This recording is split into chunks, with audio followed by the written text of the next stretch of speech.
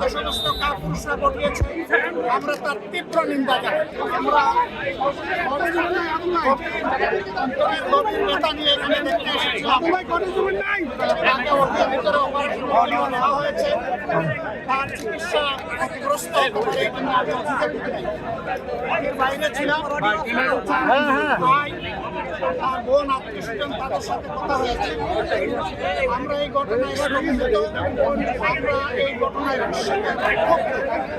এই ঘটনায় যে সমস্ত কাপুরুষরা ঘটিয়েছে আমরা তার তীব্র নিন্দা জানাই। আমরা চাই অবিলম্বে কাপুরুষদেরকে খুঁজে বের করে শাস্তির আওতায় আনা হোক। একটা কথা মেসেজ ভেরি ক্লিয়ার, এই জাতি কোনো গুলিকে পরোয়া করবে না ইনশাআল্লাহ।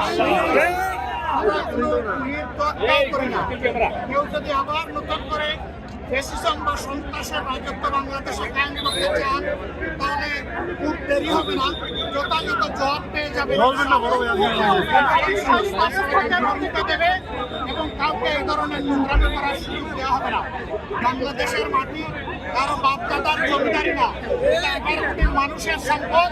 এই সম্পদ পাহারা দেওয়ার দায়িত্ব আমাদের সকলের। আমরা সেই পাহারাদারি করবো ইনশাআল্লাহ। আমরা এই সমস্ত হত্যা চেষ্টা যারা চালিয়েছে, যারা চালিয়েছে তাদেরকে অবিলম্বে খুঁজে বের করে শাস্তির আওতায় আনার জন্য সরকারের প্রতি আহ্বান জানাচ্ছি।